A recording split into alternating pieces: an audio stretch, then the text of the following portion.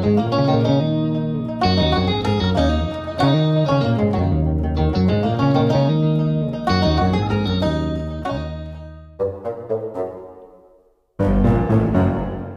mah kita ngeteknya video.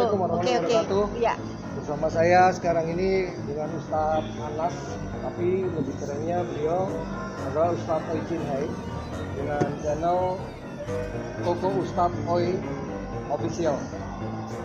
Yang ini nih saya bawa bintang tamu. Yang beliau ini memang suka untuk dipoligami kayaknya. Gitu Mbak ya? Oh enggak. Mbak mau saya poligami nggak sih? Saya takut sama istrinya. Oh gitu. Oh tapi kalau saya izin istri untuk poligami dirimu, Gimana ya? Ya, tahulah. tapi mau nggak kalau kira-kira dipoligami? Lihat-lihat dulu ya. Apa yang dilihat? Kenapa Mau sih. ngelihat ke Ustadz? Mau sih. Kalau dipoligami mau nggak? Mau Lihatnya ke sih. aku, jangan ke Ustadz. Pokoknya aman. Aman dalam artian berarti poligami itu kalau poligami itu didasarkan Ya. asalkan yang pertama setuju dan yang dipoligami juga mau. Teman saya. Gitu. Oke. Halo siang. Selamat bergabung dengan Mbak siapa ini? Mbak Penny. Ini Saya Ustadz Andre. ini. Ini Ustadz Oi. Silakan duduk Mbak Penny. Ini soal poligami loh ya ini. Soal poligami loh ini. Gimana? Berkenan Berkenan ngobrolin poligami dengan kita. sama kita. Ini konten loh ini di Ini konten. kita sedang live di YouTube Di tentang YouTube poligami. Gimana? Mau nggak? Kalau saya kan Belum dandan. oh, Oh, Lagi kayak begitu. Enggak. gini, enggak. kalau poligami itu kan berarti kita beristri dua dan pada saat kita poligami itu tentunya merasa ada kelebihan dari sisi pria ini, merasa si perempuan kedua atau perempuan ketiga ini ada kelebihan dari yang pertama, Ya. kan gitu kan? Nah, tapi setelah kelebihan tuh kita dapat, tau kalau bangun tidur nggak? Bangun tidur kan belum tentu sudah make up. Jadi Ya, jangan betul. khawatir kalau di kamera tidak bermake up, tidak masalah karena nanti kan ketahuan setelah kita berpoligami. Ya. Mau kan dipoligami? Kalau saya sih selama saya janda loh ya, saya janda itu nggak pernah ketemu yang single yang duda atau apa. Saya mesti ketemu dengan orang-orang yang sudah beristri. Bukannya saya nggak mau, saya mau aja, tapi ya kan resiko aku yang nanggung gitu loh. Dan si suami yang mau bakal jadi suami saya itu mau nggak resiko yang ketahuan istrinya atau apa kan kayak gitu. Itu Oke. maksud saya. Kalau saya itu kan sebagai perempuan kan pasti hati-hati mah. Itu saya nggak tahu yang di lainnya. Tapi mau nggak dipoligami? Saya mau sih. Mau ya? Mau Oke, aja. kebetulan saya nggak suka poligami. Doh, kan aku janda. Saya rasa kan selama yang saya kenal itu kan maaf ya jarang ada duda kan. Yang saya kenal itu kan biasanya kan cowok-cowok yang udah beristri, ya kan. Paling enggak kan cowok-cowok yang sudah beristri itu kenapa kok mau sama saya? Mungkin ada sesuatu yang di istrinya yang nggak ada di istrinya, kan seperti itu. Gitu loh. Itu maksud saya ya nggak apa-apa. Mungkin kita saling melengkapi. Oh gitu ya. Itu. Oke. Biasanya kalau kaum pria kenapa berpoligami itu bukan cari pelengkap, tapi cari kebutuhan tersier. Karena kalau pelengkap satu saja dia udah melengkapi dirinya. Kan tulang rusuk yang hilang itu cuma satu, bukan dua atau tiga. Oh ya betul. Iya kan? Ya betul. Karena tulang rusuk yang satu itu sudah menjadi pasangan pertama, kan sudah lengkap berarti, ya kan? Ya. Berarti yang lain adalah kebutuhan tersier. Anggaplah poligami ini yang kedua atau ketiga itu sebagai entah itu barang mewah atau hanya Pelampiasan. nah yang kenceng dong sebagai apa? Pelampiasan. Oke, mau jadi pelampiasan. Saya kira kalau pelampiasannya yang normal aja sih nggak masalah karena maaf itu kan urusan kayak gitu kan lumrah kan dalam keluarga ya saya rasa ya saya nggak tahu tanda kutipnya di kepuasannya itu yang di mana gitu letaknya di kepuasannya itu di mana gitu loh kenapa di istrinya kok sampai yang laki ini cari kepuasan di lainnya kan kayak gitu. Kenapa yang laki cari kepuasan di lainnya ya? Mungkin banyak hal. Oke, Ustadz. Assalamualaikum warahmatullahi wabarakatuh. Waalaikumsalam warahmatullahi wabarakatuh. Mohon disapa dulu sahabat Koko, Ustadz. Assalamualaikum warahmatullahi wabarakatuh, sahabat Koko yang dirahmati Allah. Kita lanjutkan obrolan seru ini. Monggo. Oke. Saya khawatir selepas acara ini nanti pulang hater saya jadi banyak. Amin. Lu kok amin atasnya banyak amin. Maksudnya haters-nya itu kan kayak yang hujan itu kan suatu heboh kan. Oh gitu. Heboh kan. Loh, kita ambil positifnya aja kan Ustadz ya kan. Oh, Oke. mungkin karena konten kita lagi hitnya naik kan, kayak gitu kan positif itu. Oke. Gitu. Jangan-jangan yang YouTuber Anda nih. Oke, bersama saya ini ada Bu Nana, ada Bu Penny. Memang kita tadi ketemu di jalan, sengaja nggak diundang, terus tiba-tiba kita ngobrol, kok nyambung ngomongin soal poligami, dan saya baru tahu status beliau adalah Saya janda. single ya, Single. anak 2. 5. Oh ini, oh, oke, 5. oke siap. Berarti yang mempoligami Anda harus siap ya, Harus siap lah. lahir dan batin ya. Paket lengkap guys. Lahir dan batin, hidup dan mati. paket lengkap guys. Oke Ustadz, kalau secara hukum Islam sendiri, ada nggak ini ayat atau ayat dari Al-Quran atau hadis dari Rasulullah Muhammad SAW yang menjelaskan tentang hidup berpoligami? Dan konon kan ini banyak nih yang dari kelompok lain itu seolah-olah menjadikan bahwa Islam itu enak, bebas berpoligami. Padahal yang sejatinya sendiri seperti apa, boleh dijelaskan nggak Ustaz? Terutama pada kami ini, kayak saya ini kan kurang paham mengenai secara detail ya hukum berpoligami seperti apa. Tapi kalau secara melihat secara fisik, melihat sosok wanita jadi tertarik dan ingin berpoligami, atau kadang ketika terutama banyak laki-laki itu kalau udah boring di rumah melihat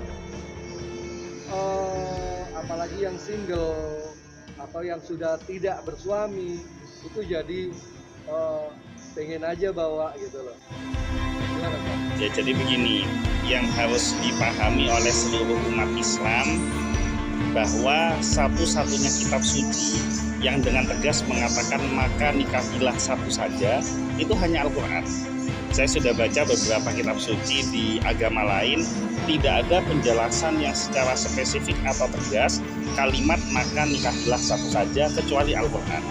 Kalau bisa di surat An-Nisa surat keempat ayat ketiga ada redaksi kalimat yang berbunyi fankihu ma tobalakum minan nisa'i masna wa sulasa wa ruba.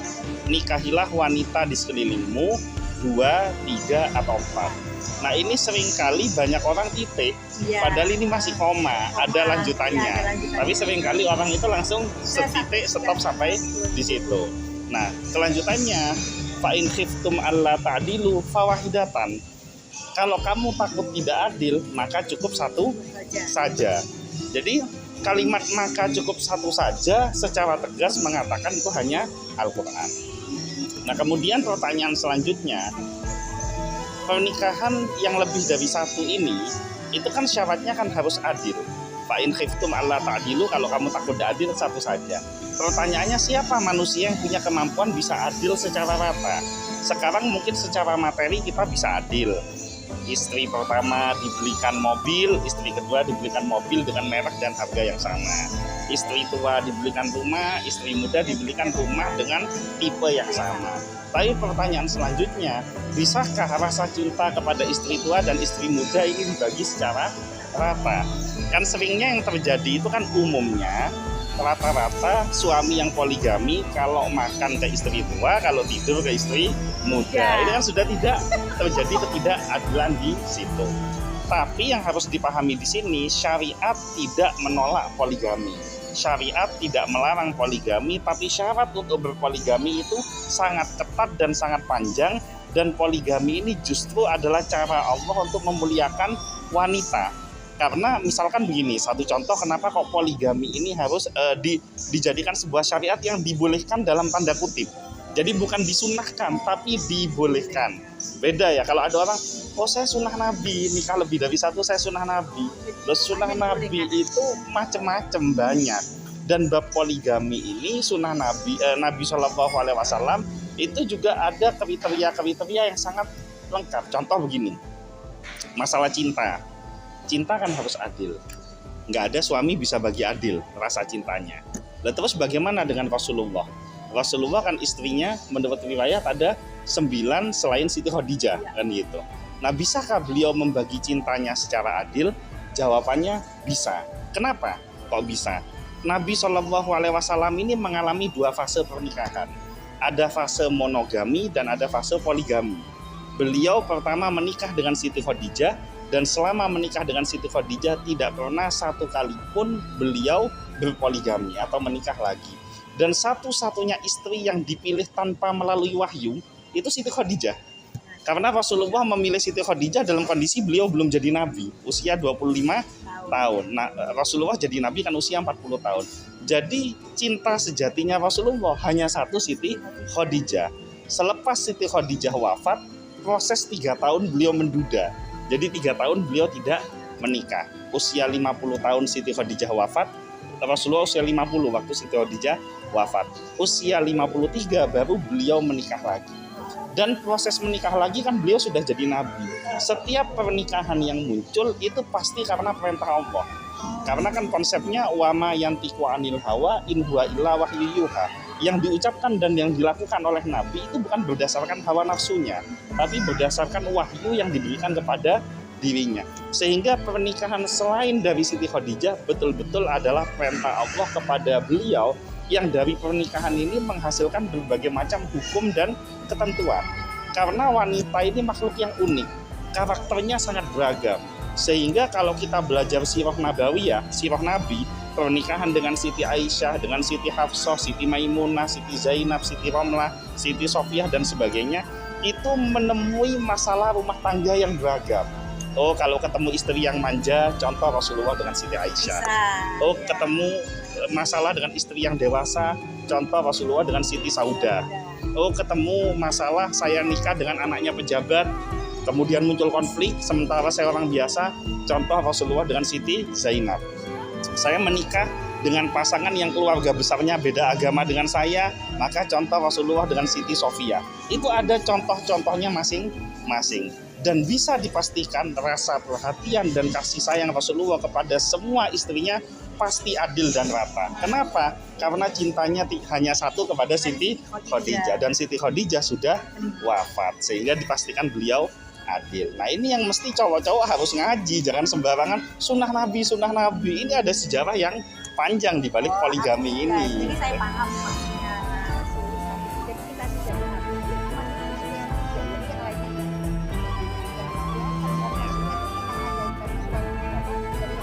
Iya. Iya. Bikin cek di situ gimana? Gimana? Sambil diminum. Monggo.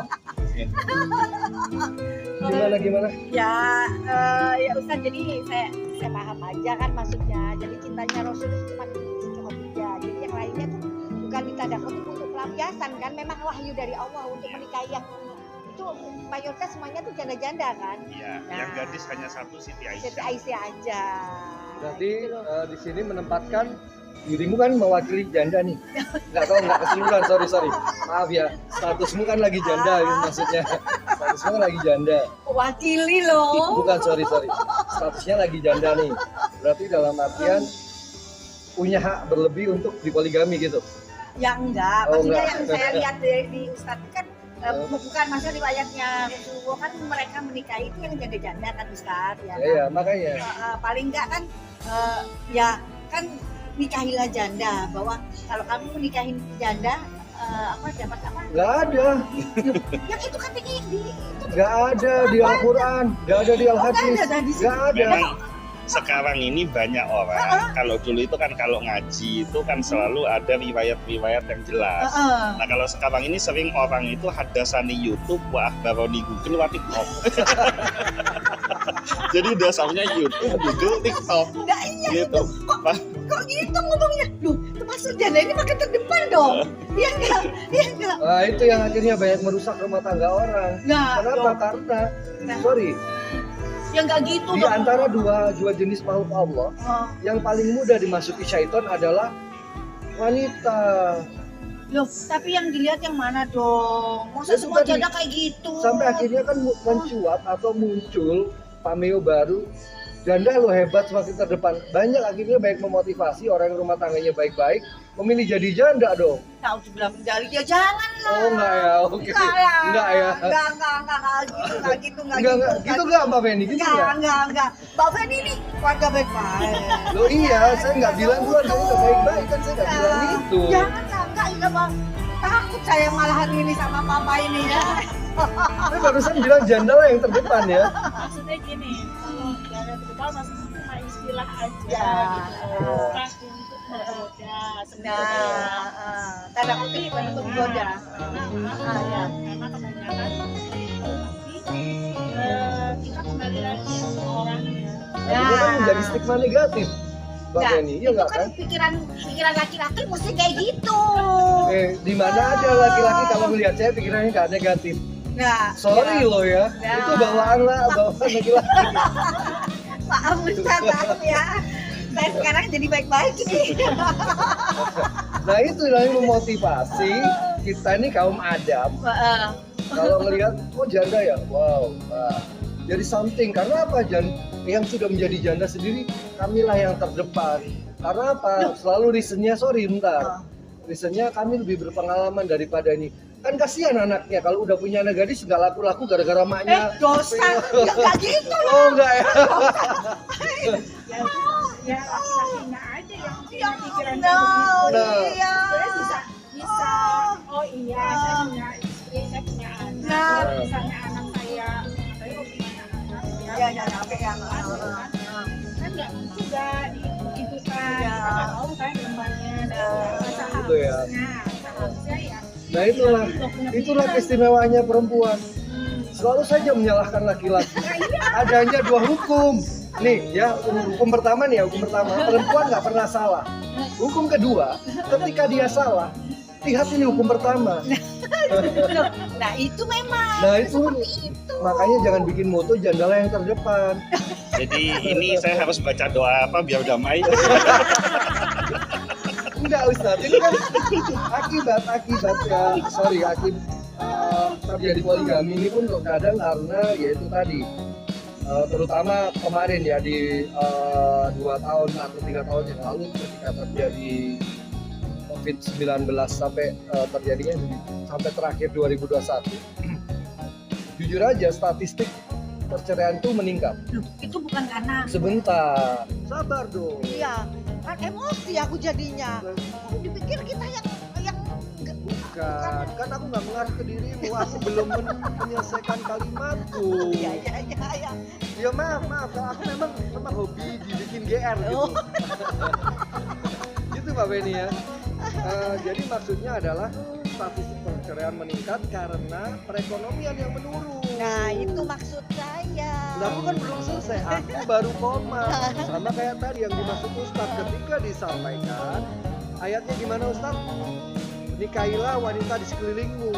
Banyak yang rakus ingin menikahi, kan nggak boleh menikah dengan teman satu kantor. Menikah dengan teman satu kelas itu juga nggak boleh. Ini curhat nih ceritanya. Lo nggak bener loh. Teman sekelas nggak boleh loh dinikahi. Satu kelas Banyak, dinikahin satu kelas semua. dinikahi semua. Satu kantor dinikahi semua juga nggak boleh. Gak boleh nikah sama satu kantor. Kan poligami langsung itu. Ya gimana mampu sekantor ada 20 orang. Tapi yang perlu dipahami ya, saya sendiri itu tidak pernah ada cita-cita mau berpoligami. Karena saya itu bukan takut nambah istri, saya itu takut nambah mertua. Soalnya kan istri 1, mertua 2. Ya. Nah, kalau saya punya istri 4, mertua saya 8. Nah itu ngadepin 2 mertua itu kan gimana bebannya? Ini 8 mertua loh ini. Apalagi mertuanya model beliau. Bisa pusing saya seharian.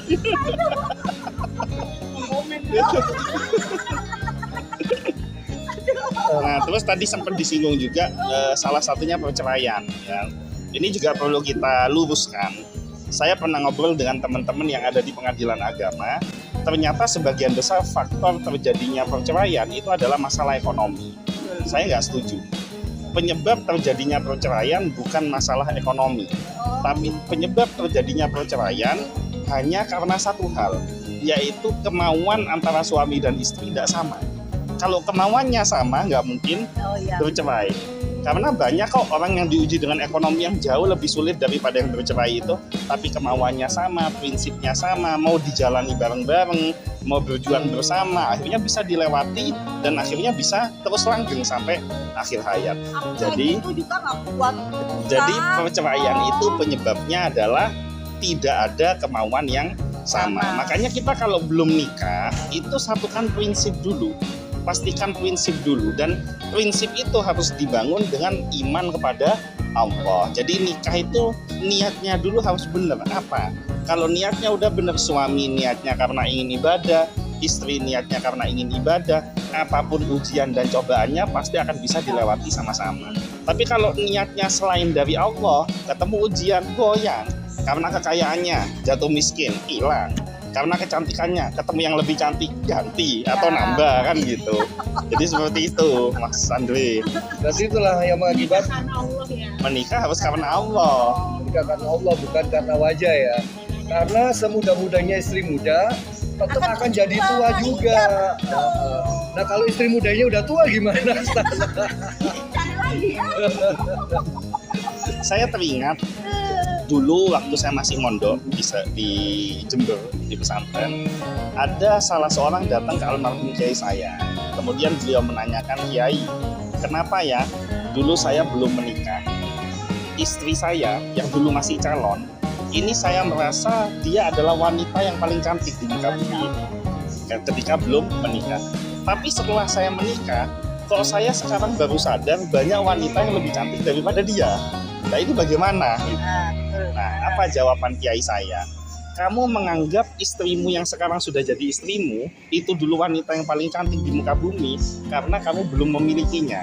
Sesuatu yang belum dimiliki, kita akan terpusat pikiran untuk ada hasrat keinginan untuk memilikinya. Tapi ketika sudah dimiliki, mata mulai melirik benda lain yang belum dimiliki atau manusia lain yang belum dimiliki. Makanya kenapa di dalam Islam itu diajarkan pria untuk menundukkan pandangannya dan wanita untuk menutup auratnya. Jadi harus ada sinergi antara laki-laki dan perempuan. Bahkan Nabi SAW itu mengajarkan kepada kita, karena manusia ini makhluk yang laki-laki, itu makhluk yang paling lemah dengan urusan perempuan. Jadi laki-laki ini makhluk yang paling lemah. Bahkan Nabi Adam itu sampai turun ke dunia gara-gara dirayu oleh Ibu Hawa memakan buah khuldi. Jadi laki-laki ini lemah ketika menghadapi wanita. Dan ujian dari laki-laki yang paling besar adalah keinginan syahwat kepada lawan jenis. Nah maka Nabi mengajarkan, jadi Nabi itu tidak pernah nyuruh poligami. Nabi mengajarkan, hai orang mukmin, jika kamu di luar rumah menemui wanita yang membangkitkan hasratmu, maka bersegeralah pulang dan temui istrimu. Kenapa? Karena apa yang ada pada wanita itu sesungguhnya ada juga pada istrimu. Nah artinya apa? Islam betul-betul memprotek laki-laki supaya dia itu menjadikan istrinya ini the only one, satu-satunya sebagai wanita yang menjadi tempat curahan kasih sayang dan perhatian dari si laki-laki ini. Makanya kenapa ketika wanita diajak untuk berhubungan dengan suaminya kemudian dia menolak, dia akan dilaknat sepanjang malam oleh malaikat, dikarenakan ajakan dari suami untuk berhubungan antara suami dan istri itu adalah ajakan mulia seorang laki-laki yang dia tahan itu ketika di luar, nah dia gunakan hanya untuk kepada sesuatu yang halal. Jadi wanita itu dimuliakan dengan ajakan si suami tersebut dan nilainya adalah ibadah. Oh makanya kalau diajak suami jangan nolak. Punya suami. Oh nggak punya suami ya? Nggak punya atau belum punya ini?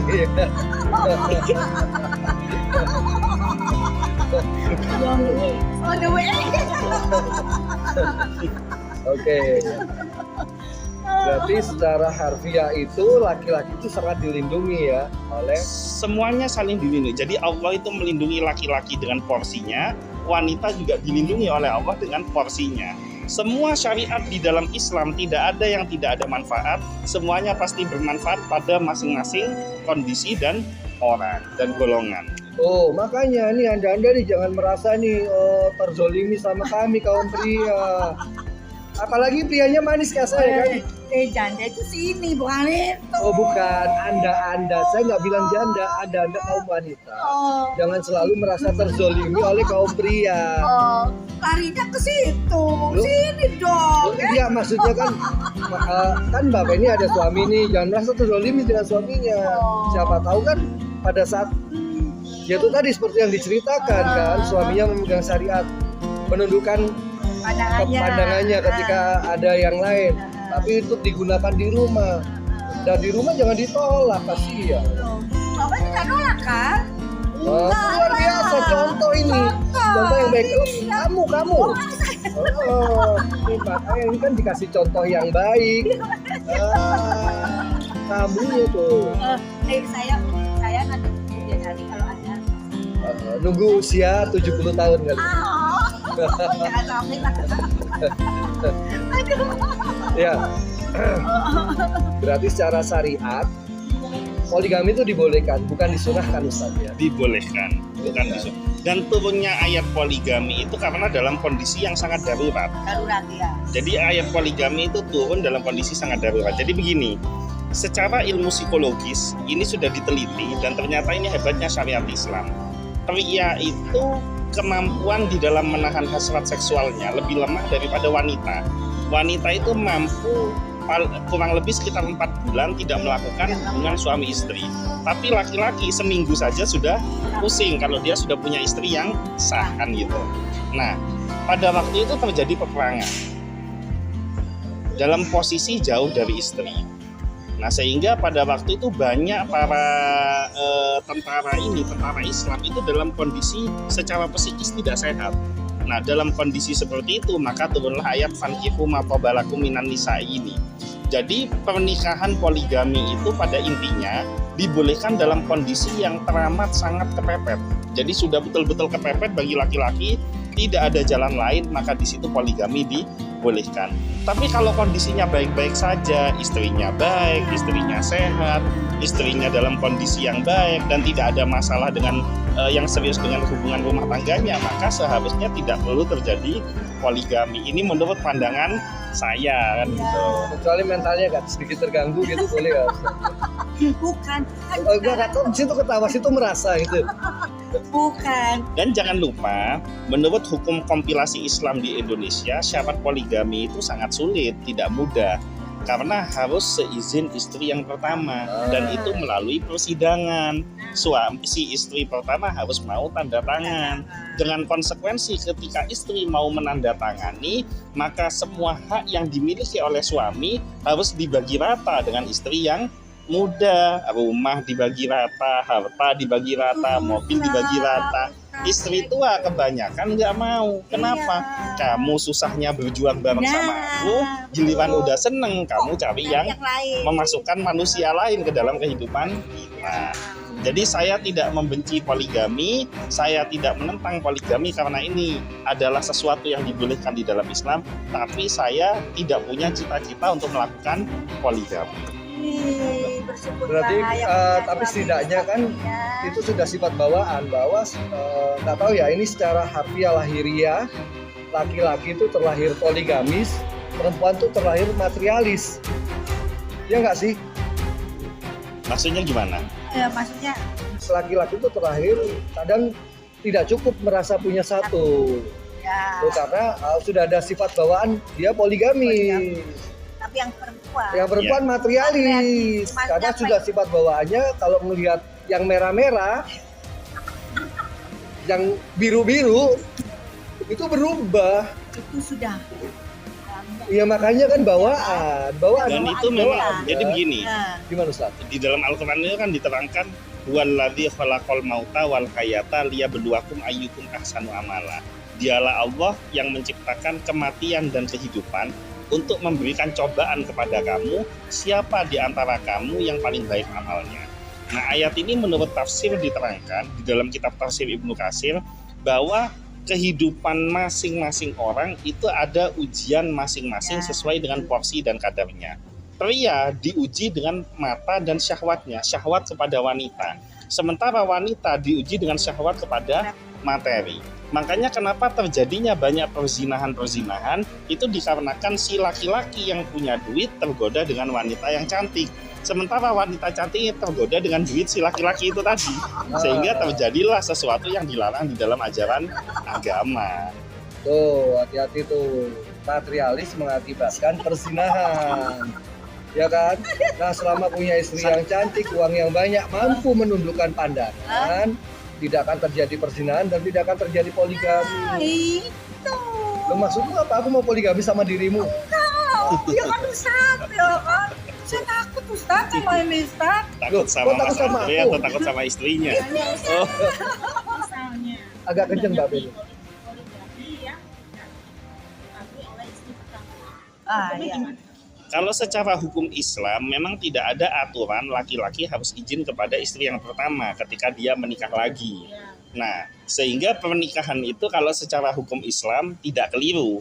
Nah, yang menjadi permasalahan adalah setelah pernikahan itu berlangsung, dia sebagai seorang suami mampu menerapkan keadilan atau tidak. Nah, ketika dia tidak bisa menerapkan keadilan, maka dia di situ termasuk kategori suami yang zalim dan akan dimintai pertanggungjawaban oleh Allah karena kedolimannya. Ini susah. Kenapa? Sah, ada nggak? Secara pernikahan sah, karena syarat menikah kalau dalam Islam itu harus ada mempelai laki-laki, mempelai perempuan, ada wali nikah yang sah, jadi bukan wali hakim ya, wali nikah yang sah, urusan nanti pernikahannya diserahkan kepada wali, tapi harus ada ikrar penyerahan wali dari wali yang sah, kemudian ada mahar dan 2 orang saksi yang beragama Islam.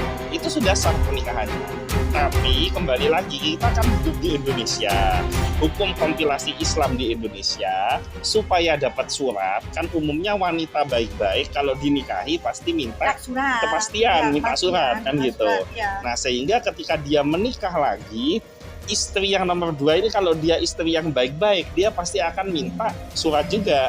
Nah, di situ ada proses di pengadilan agama untuk mengajukan pernikahan lagi, dan di situ harus seizin istri yang pertama. Jadi itu dipanggil di sidang, istri pertama ditanya, Anda setuju atau tidak, Anda tahu atau tidak. Selama istri pertama tidak mau menandatangani, maka tidak akan keluar izin dari negara untuk pernikahan yang kedua. Dan dampaknya akibatnya di pernikahan yang kedua karena tidak ada legalitas di negara, hamil punya anak, maka anak ini secara negara bukan anak ayahnya tapi anak ibunya. Aktenya keluar anak ibu gitu. Jadi ini gabungan antara hukum Islam dan hukum negara. Kalau hukum Islamnya sah, termasuk tadi kita bahas juga nikah siri misalkan. Walaupun kita tidak daftar ke pengadilan agama, nikah siri itu asal syarat pernikahannya terpenuhi semua, itu sah secara agama. Tapi terlalu beresiko bagi wanita karena dia tidak punya surat, ya kan? Karena dia misalkan laki-lakinya pergi kemana sekian puluh tahun nggak ada kabar, si wanita ini selamanya nggak bisa menikah lagi karena statusnya dia masih sebagai istri dari suaminya. Tapi kalau dalam pernikahan yang sah, di buku nikah itu kan ada sigot ta'liq. Nah, di sigot ta'liq itu kan makanya kalau punya anak perempuan nanti atau Mbak Nana kalau misalkan mau menikah lagi, kok suaminya setelah akad nikah kok si penghulu ini tidak baca sigot ta'liq, maka bisa saya minta tolong bacakan sigot ta'liq. Di sigot ta'liq itu diterangkan bahwa saya sebagai seorang suami berjanji apabila saya tidak menafkahi istri saya lahir dan batin sekian waktu, meninggalkan istri saya sekian waktu, melakukan kekerasan fisik atau batin terhadap istri saya, maka saya membebaskan istri saya untuk mengajukan gugatan cerai kepada pengadilan agama. Jadi ada perlindungan pada wanita dengan nikah resmi itu tadi. Jadi kalau Islamnya nikah lagi nggak harus izin dengan suami, nggak harus izin dengan istri yang pertama. Oh, salah, belibet. Jadi nikahnya tidak harus izin pada istri yang pertama, tapi terlalu beresiko bagi istri kedua justru, karena dia nggak ada legalitas. Dan ketika dia hamil itu jadi anak dia, tidak bisa menuntut bapaknya. Dan ketika wafat si anak ini nggak bisa menuntut warisan dari bapaknya, karena suratnya ini bukan bapaknya. Oh, ada satu lagi juga yang selalu saya cari selama ini sejak saya menikah. Enggak, beda apa. yang saya selalu cari di KTP, di SIM itu selalu ada masa berlaku. Ya. Nah, di surat nikah nggak pernah ada masa berlaku masalahnya. Oh, Andai aja di surat nikah ada ada expired ya, date. ada expirednya ya. Ganti surat, ganti surat Mbak Feni. Oh, bukan ganti Bukan ganti orang. orang. Kenapa di surat nikah kok tidak ada masa berlakunya? Karena begini, ada orang mengatakan menikah kemudian mencintai sampai maut memisahkan. Bagi orang mukmin, orang yang saling mencintai karena Allah, menikah karena saling mencintai karena Allah, maka ketika salah satu ada yang wafat, maut pun tidak bisa memisahkan keduanya. Karena dohiriahnya mungkin berpisah, yang satu mungkin sudah pindah alam, tapi batiniahnya akan terus terpaut jalinan batin. Karena itu yang saya alami. Saya menikah 2019, 2022 saya diuji istri wafat.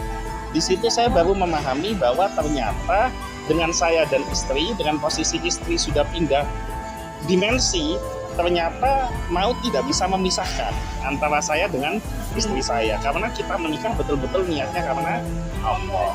Jadi cintai suamimu karena Allah, cintai istrimu karena Allah, maka maut pun tidak akan pernah bisa memisahkan suami dan istri yang saling mencintai karena Allah. Ustadz ini pernah juga ya?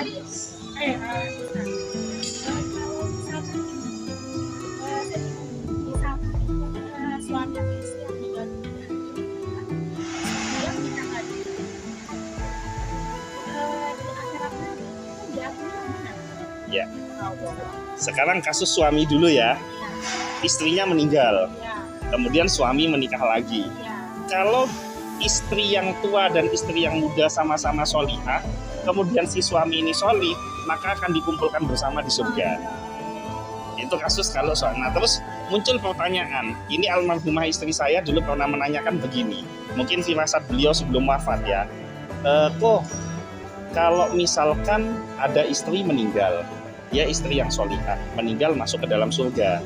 Suaminya solih, menikah lagi, ketemu lagi istri yang solihah. Itu kumpul apa enggak? Saya jawab, dikumpulkan. Kalau gitu istri yang pertama cemburu dong. Karena kan ada istri muda. Ya, betul. Saya jawab, di surga rasa yang tidak baik di dalam batin ini dicabut oleh Allah. Tidak akan ada rasa jengkel, tidak ada rasa sedih, tidak ada rasa kecewa, tidak ada rasa cemburu. Allah menanamkan rasa ketenangan di dalam batin kita ketika berada di surga. Itu kalau kasus laki istrinya yang meninggal kemudian dia menikah lagi. Nah kemudian sekarang kebalikannya. Perempuan. Kalau suaminya yang meninggal kemudian istrinya menikah lagi. Nah, maka menurut Imam Abdul Hamid Al-Ghazali, beliau pengarang kitab fenomenal namanya Ihya Ulumuddin. Pertama, suami yang soleh yang akan dikumpulkan dengan istri yang solihah. Jadi misalkan menikah suami yang pertama dan kedua, salah satunya ada yang tidak solih, istri ini solihah, maka akan dikumpulkan dengan yang solih. Mungkin yang pertama nggak baik, yang kedua yang baik, maka dikumpulkan dengan yang kedua. Atau sebaliknya, yang pertama yang baik, yang kedua yang nggak baik, maka dikumpulkan dengan yang pertama. Kalau sama-sama baik bagaimana? Kalau sama-sama baik, Allah akan mengumpulkan dengan yang paling baik di antara suami-suami yang ada itu. Enggak dikumpulin darah, tapi dikumpulin dengan yang paling baik. Susah ini. Katanya bisa. Kalau misalnya sudah yang menikah yang kedua, misalkan, itu nantinya yang diakui yang di akhirat. Yang terakhir. Yang terakhir. Bukan, kalau menurut Imam Abdul Hamid Al-Ghazali yang paling baik akhlaknya. Itu yang mengatakan yang kedua itu karena begini, ada seorang sahabat, dia sebelum wafat dia wasiat kepada istrinya, kalau kamu ingin berkumpul bersamaku di surga, maka kamu jangan menikah lagi. Nah, kenapa sahabat ini mengatakan begitu? Karena dia tahu sangat banyak laki-laki yang lebih solih daripada dirinya yang ada potensi untuk menikahi istrinya ketika dia wafat, gitu loh. Jadi penyebab riwayat itu karena itu. Jadi bukan pasti yang kedua. Kalau yang kedua memang lebih solih, iya akan dikumpulkan dengan yang kedua. Iya, untuk perempuan. Iya. Makanya jaga dirimu, jaga ragamu, jaga akhlakmu, jaga akidahmu. Karena Untung apa? ya hari ini aku bisa. Kenapa? Karena apa? Itu tadi yang mudah diganggu syaitan itu adalah wanita. Oh, jadi wanita aja ya Ustaz. Karena setonnya laki-laki. Oh, kan. Betul sekali Ustaz. Yang mudah diganggu setan tuh wanita. Nah, yang pengganggu laki-laki itu siapa? Yang pengganggu laki-laki siapa? Wanita. Kalau laki-lakinya nggak kuat, ayo bisa diganggu. Makanya kenapa di Al-Quran itu kan ada Qul a'udzu birabbinas, malikin nas, ilahin nas, min syarril waswasil khannas, minal jinnati wan nas. Jadi yang bisa membisikkan kata-kata buruk itu adalah dari golongan jin dan manusia. Jadi setan itu adalah istilah. Setan itu diambil dari bahasa Arab, akar katanya adalah syatona. Syatona itu adalah yang buruk rupa dan buruk akhlak. Jadi kalau jin akhlaknya kok buruk, dia setan. Manusia kok akhlaknya buruk, dia setan juga, sama gitu. Wah, Makanya jangan disayang dong. maksudnya aku ingetin. Kalian nih Punya tuh. Dia takut Pak. Kayak ketuduh aku Pak. nah, Ya Ustaz ya. terkadang yang kan gini Ustaz, yang terkadang yang mengakibatkan poligami itu non sewu ya. Bukan berarti nggak ada suami yang dolim, bukan berarti nggak ada itu. Tapi misal nih kayak ditolak, suami ketika pulang kerja ditolak, tidak dilayani secara lahiriah dengan baik, misalnya entah ditawa, Ya oke. kan belum tahu, kan Anda bukan istri saya, Oh ya ya betul. kan? Iya. Anda kan jelas, mantan istri saya. orang kan? Iya. Istri orang loh ya, Iya. bukan syaiton.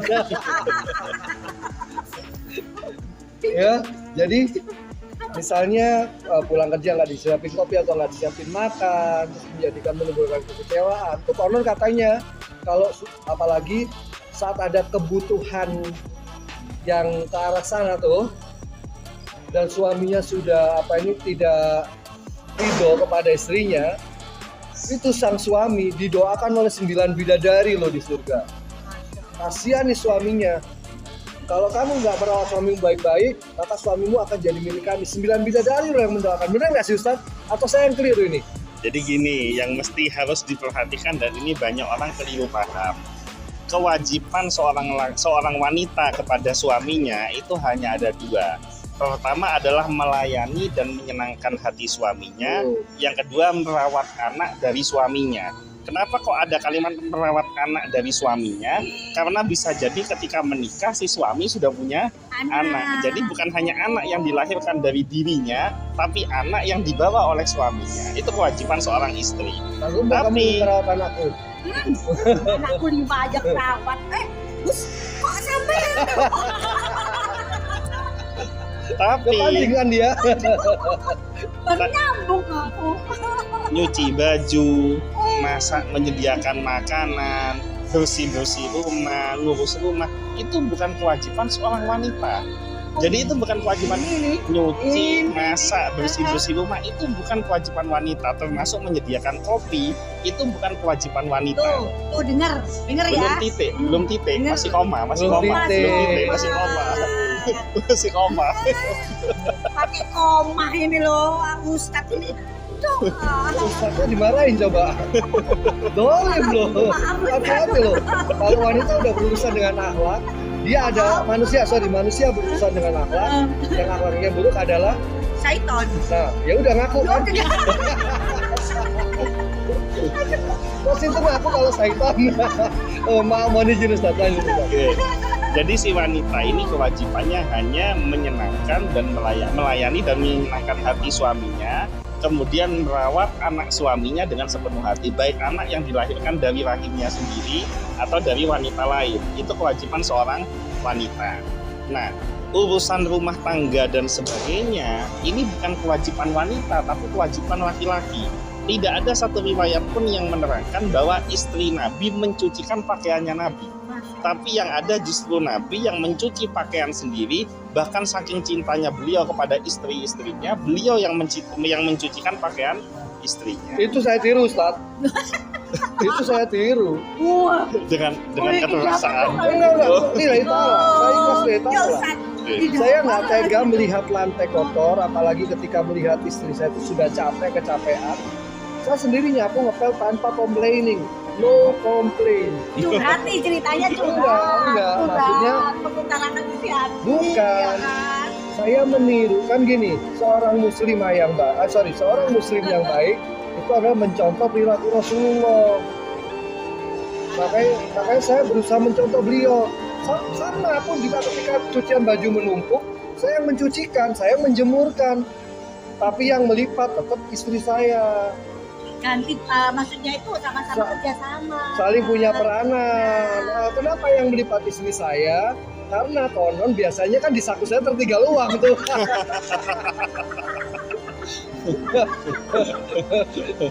Ya, saya Kembali lanjutkan lagi ya. materialis kan.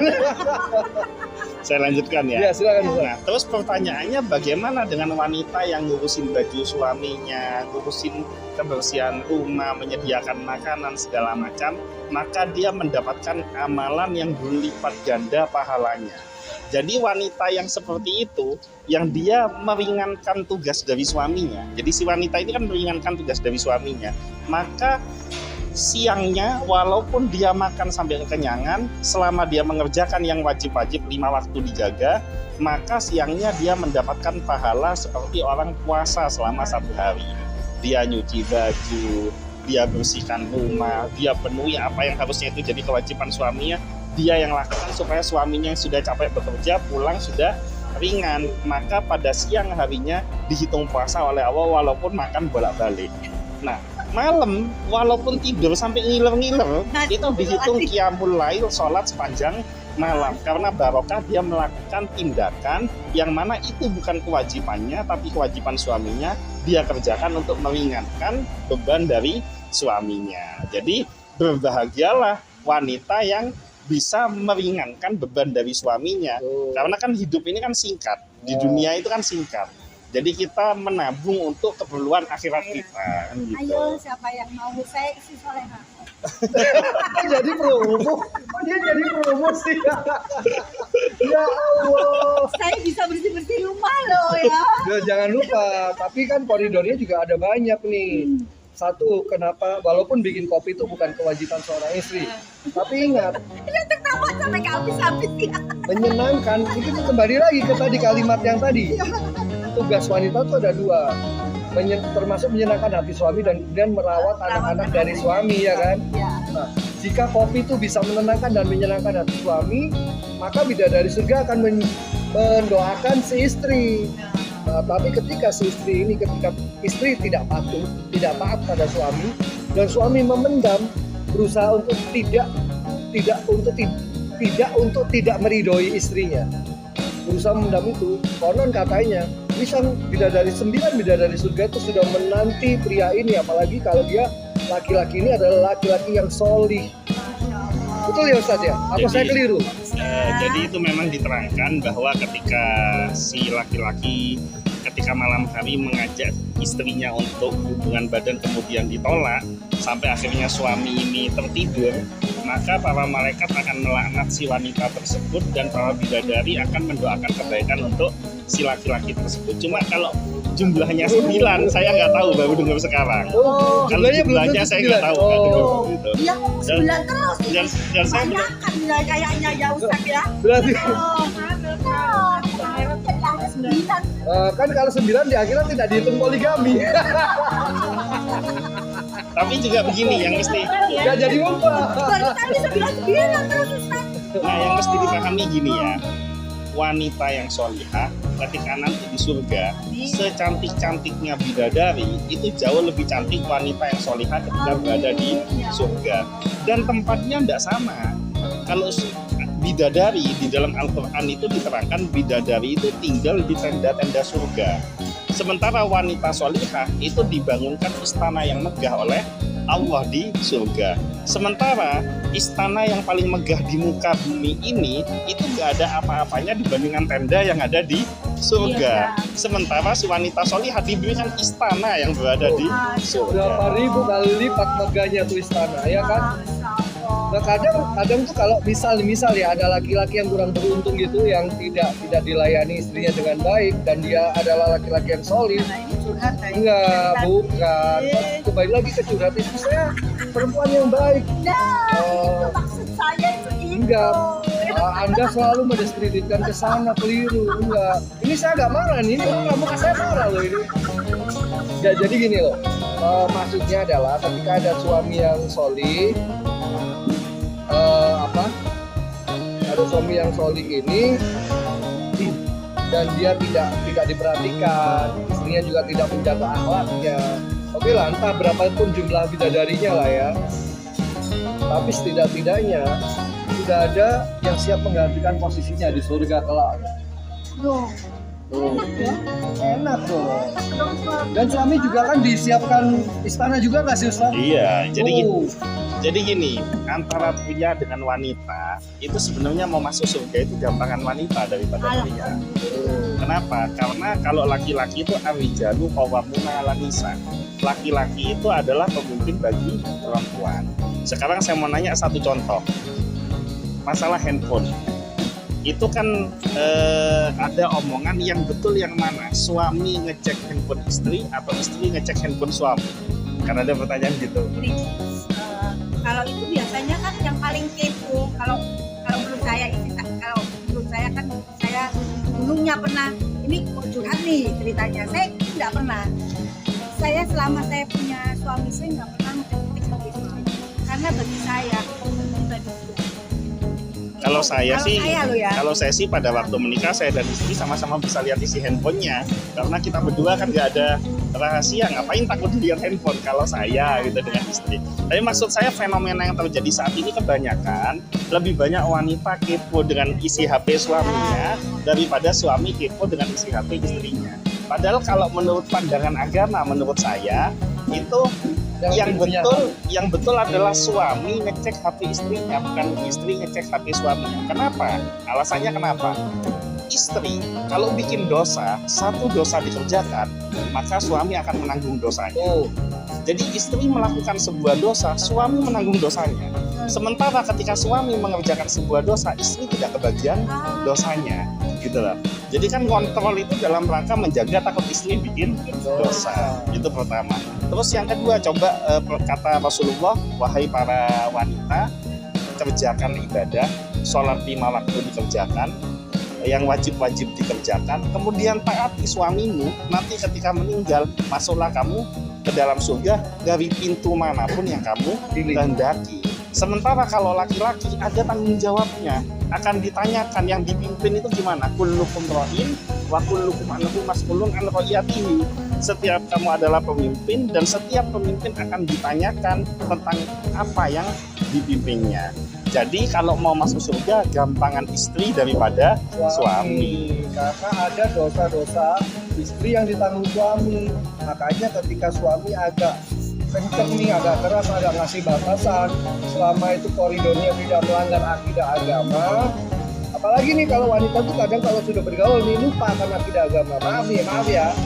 Terutama perempuan bukan, karena kan yang perempuan dua nih kan, kalau saya noleh ke sini terlalu sering, suaminya marah nanti. Saya khawatir nggak semua. Itu wanita berhijab itu benar berhijab, tapi kadang lupa menjaga aurat yang lain. Nah, ketika diingatkan suaminya, ini mode, bla bla bla bla bla bla. Katanya suaminya yang kolot lah inilah. Terus kemudian lagi musim sosial media, ini perempuan-perempuan berhijab dengan maaf ya, walaupun berhijab tapi banyak baju yang gimana gitu ya. Terus kemudian dia berjoget ria di TikTok untuk konten apapun lah istilahnya. Jangan lupa yang nonton berapa ribu mata. Nah dari satu mata itu menjadi sekian dosa. Dosa itu yang nanggung bukan si perempuan atau bukan si istri, tapi si suami. Gitu kan Ustaz ya? Tapi kalau suami sudah mengingatkan dan istri tetap mengerjakan, maka suami tidak menanggung dosa. Alhamdulillah. Karena sudah diingatkan. Misalkan ayo sholat, tapi orangnya nggak sholat, istri diajak sholat tetap nggak mau sholat, maka suami sudah tidak menanggung dosa dari istri yang tidak sholat karena sudah diingatkan. Tapi kalau suami mendiamkan, maka suami akan mendapatkan dosa. Kenapa dosa nunjuk aku?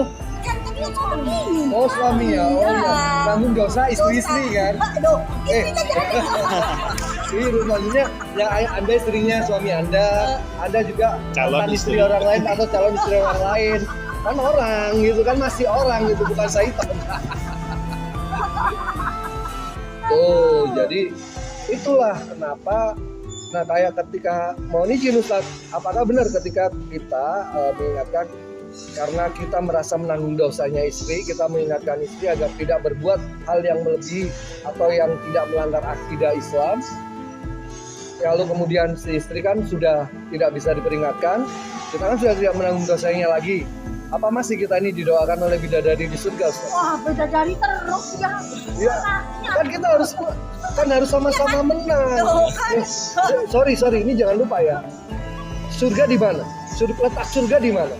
Di apa? Telapak kaki siapa? Ibu. Telapak kaki ibu kan? Nah tuh. Tapi jangan lupa nih kaum hawa, bahwasanya surga seorang wanita adalah ridho suami.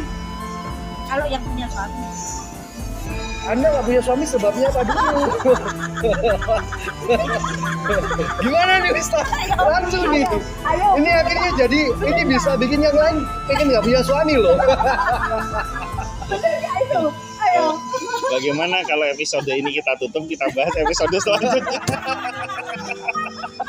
Daripada nanti ribut, saya repot. Enggak, tapi ini kita kembali lagi ke soal urusan surga karena ini berkaitan sama poligami Ustaz. Kan memang benar kan ya bahwa di Al-Quran sendiri disebutkan bahwasanya surga di bawah telapak kaki ibu. Itu hadis Nabi. Oh, hadis Nabi, ya? Al-Jannatu tahta li'aqdamil ummahat, itu hadis Nabi. Hadis Nabi ya. Surga di bawah telapak kaki ibu.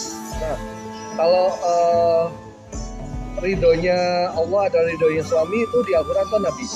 Sabda Nabi juga, jikalau seandainya seorang manusia itu dibolehkan menyembah manusia yang lain, maka akan aku perintahkan wanita untuk menyembah suaminya. Nah, itu sabda Nabi. Jadi seorang wanita dimuliakan dengan surga anak terletak pada ibunya, dan seorang pria wanita dimuliakan dengan surganya seorang istri terletak pada ridho suaminya. Jadi seperti itu. Jadi artinya Allah itu maha adil, Balance ya. iya. Bima faddalallahu ba'dukum ala ba'.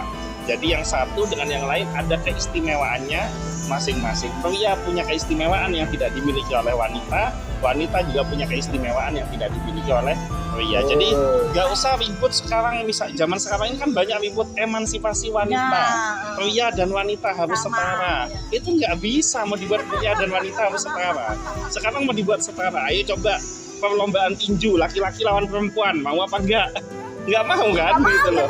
Olahraga lah, berarti kan nggak bisa setara. Yang betul adalah pria diunggulkan dalam hal tertentu, wanita diunggulkan dalam hal tertentu.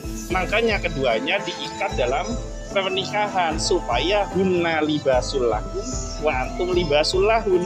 Istrimu itu pakaianmu dan kamu adalah pakaian istrimu.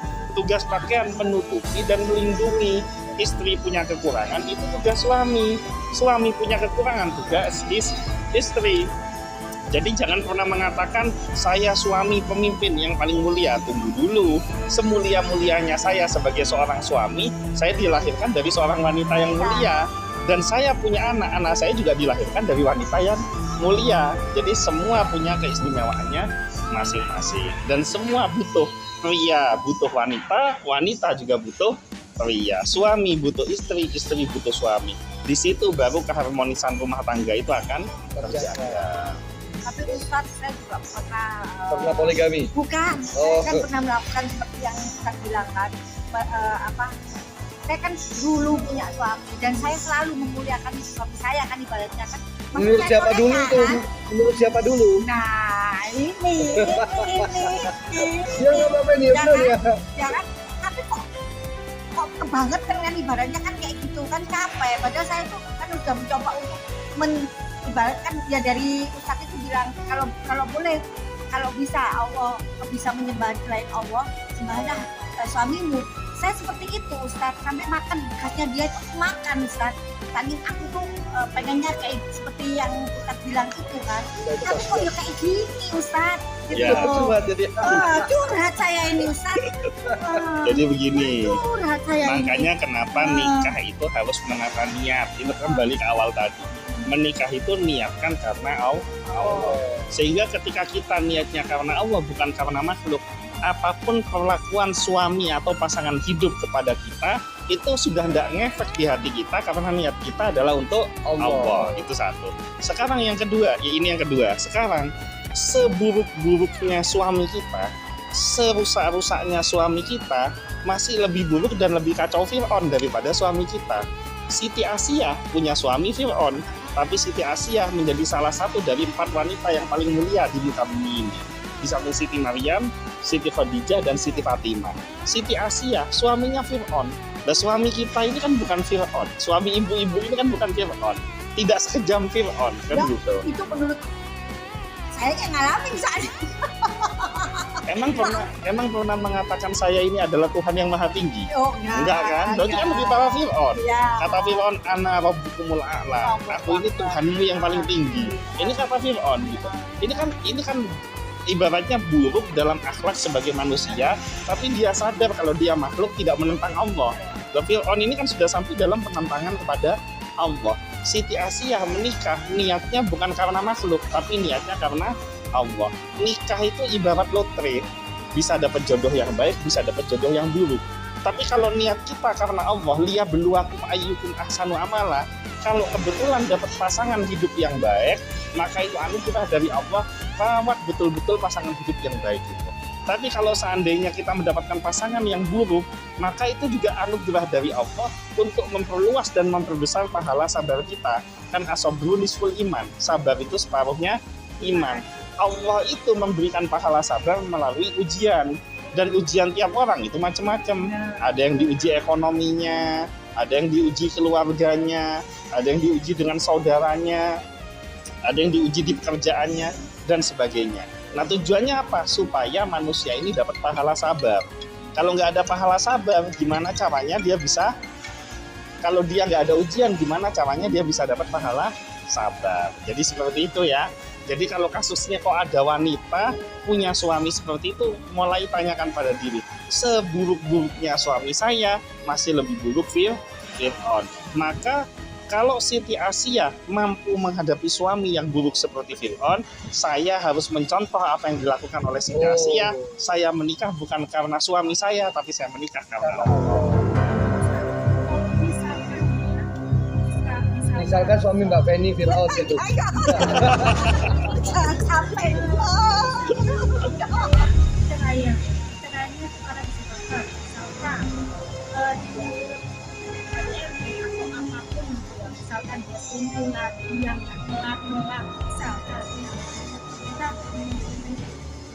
kita kan juga mau wanita itu kan seperti Asia. Ya, betul. Ya.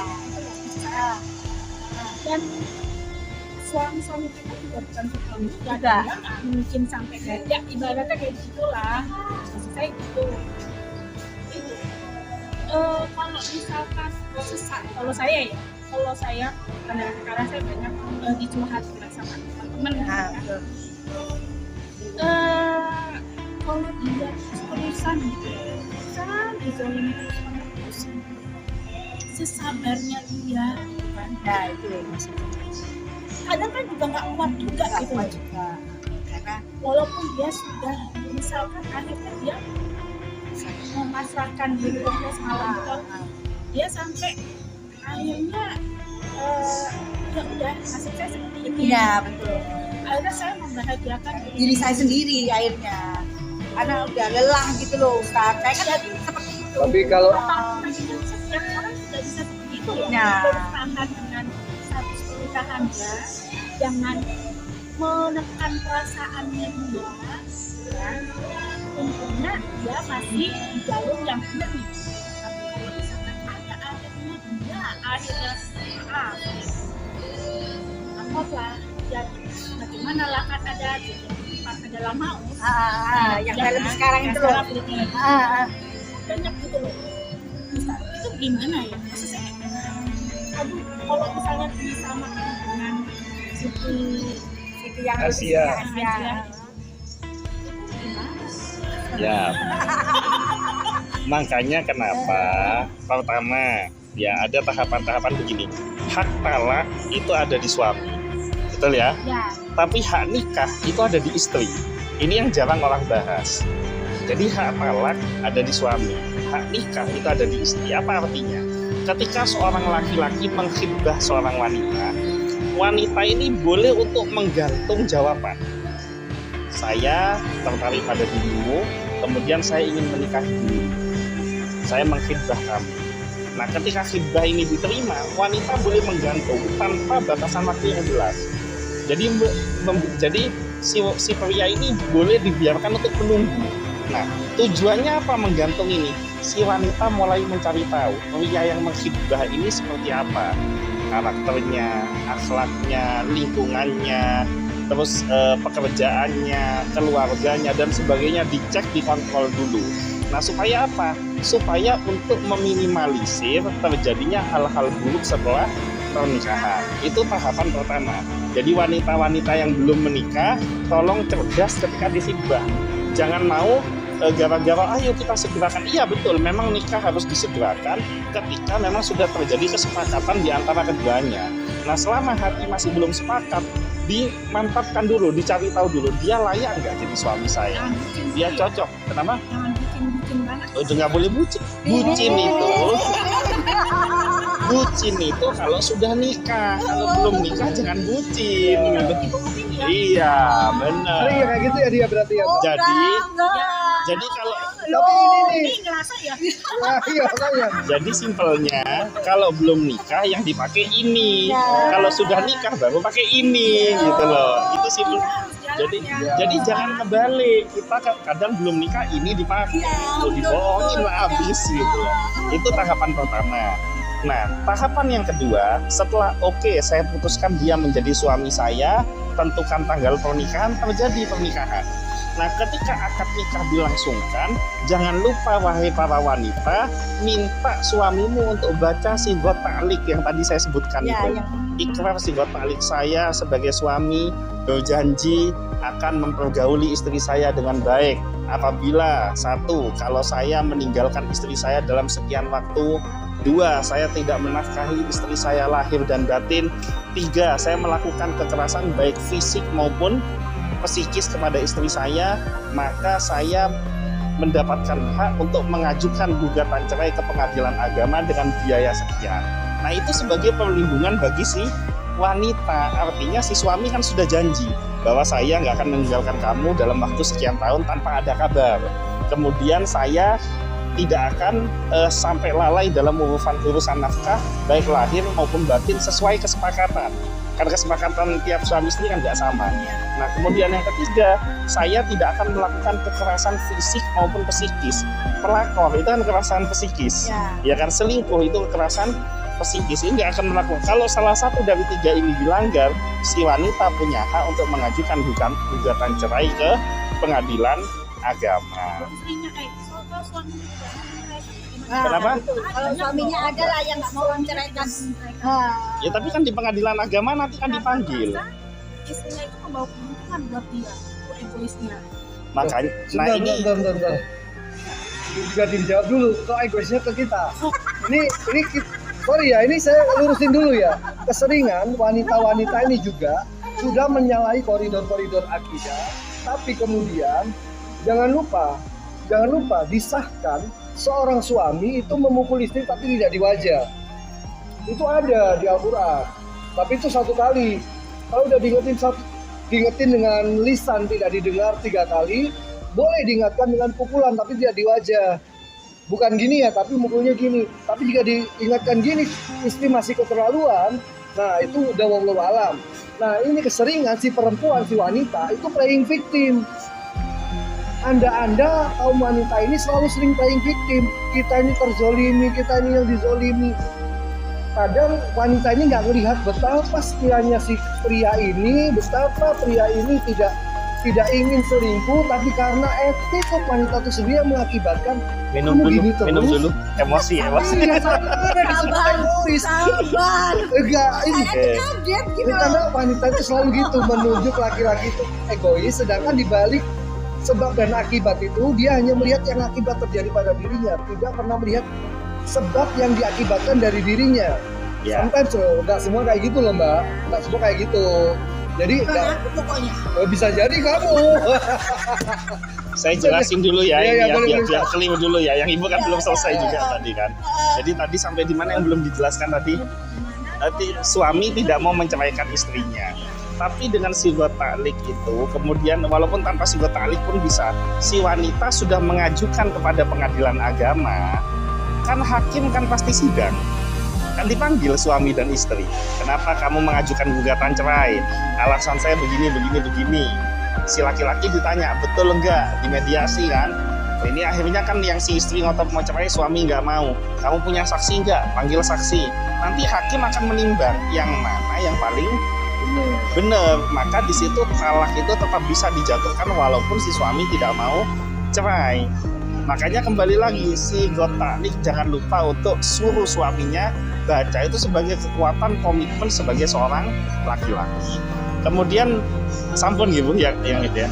Kemudian tadi Mas Andre sempat menyampaikan masalah suami boleh memukul istrinya, fadribuhun, itu memang ada ayatnya. Tapi hati-hati, ini harus diluruskan Mas Andre, karena khawatirnya takutnya kalimat ini menjadi pembenaran seorang suami memukul istrinya. Jadi bukan hanya untuk di daerah wajah saja, tetapi ada dua syarat. Pertama, tidak boleh memukul wajah, karena wajah ini adalah harga diri, kepala ini harga diri seorang manusia. Jadi ketika kita marah kepada siapapun, kita tidak boleh menunjukkan gestur walaupun itu bukan mukul, tapi kita memegang bagian kepala seseorang. Kamu kok nggak pinter, dipegang kepalanya, dipegang mukanya, itu kan penghinaan yang sangat, dan itu dilarang dalam agama, termasuk suami kepada istrinya, orang tua kepada anaknya. Kan banyak tuh orang tua marah sama anaknya, kepala anaknya dia jerongkokan gitu kan, itu nggak boleh. Iya. Iya. Ya itu nggak boleh. Enggak, serius pun nggak boleh gitu. Guyonan aja nggak boleh, apalagi nggak boleh main dalam urusan kepala, itu dilarang dalam agama. Nah, kemudian selain wajah, syarat yang kedua, memukul yang tidak menyakiti. Nah, bagaimana memukul yang tidak menyakiti? Ini syariat dari Nabi Ayub alaihissalam. Ketika Nabi Ayub sakit, kemudian tidak ada orang yang mau merawat dirinya kecuali istrinya. Nah, istrinya ini Siti Rahmah suatu saat sudah kehabisan uang untuk kebutuhan hidup, sehingga akhirnya dia mencari pekerjaan, orang nggak mau ngasih pekerjaan karena tahu suaminya sakit. Nah, ada anak raja, rambutnya ini rontok, dia butuh beli rambut yang bagus karena Siti Rahmah ini cantik dan rambutnya bagus, dan memang tradisi para nabi itu istrinya pasti cantik, yang itu diteruskan oleh para kiai. Biasanya kiai ustadz itu istrinya juga cantik.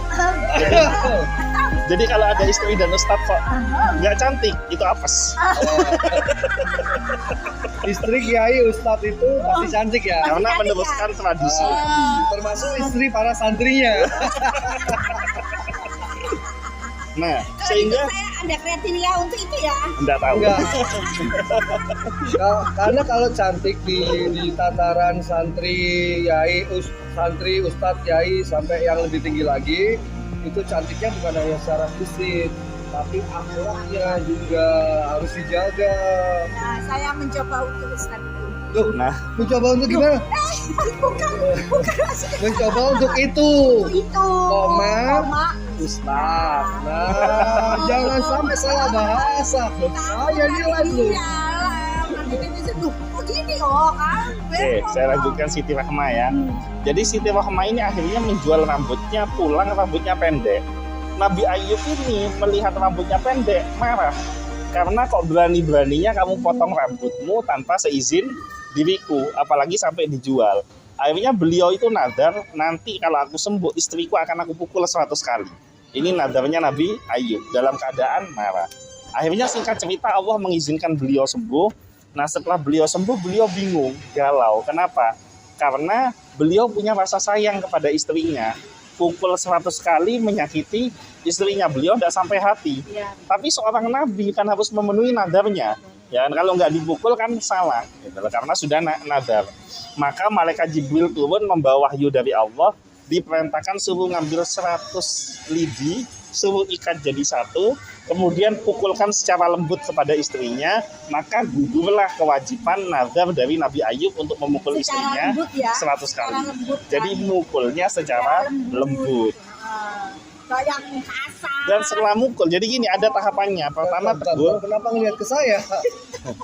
Jadi wanita itu, istri itu ketika melakukan kesalahan, ada tahapan-tahapan yang dilakukan sebagai seorang suami. Pertama, ingatkan bil lisan. Kemudian dipukul secara lembut. Kemudian setelah dipukul secara lembut kok masih tetap, maka yang ketiga, diamkan selama 3 bulan. Jangan diajak bicara, ini yang dilakukan oleh Rasulullah. Jadi diamkan selama maksimal 3 bulan sampai dia mau menyadari kesalahannya. Nah kalau sampai 3 bulan kok tetap tidak mau menyadari kesalahannya, maka suami tidak salah untuk menolak istrinya karena sudah melewati tahapan-tahapan tersebut. Tapi talak itu adalah perbuatan yang dibolehkan oleh agama tapi dibenci oleh Allah. Hindari perceraian. Kenapa? Karena itu cita-cita setan. Di dalam Al-Quran itu diterangkan kerjaan setan yang paling utama adalah yufarriquna bainal mar'i wa zauji, memisahkan antara suami dan istrinya. Kenapa? Setan itu paling takut kalau ada seorang mukmin keluarganya harmonis.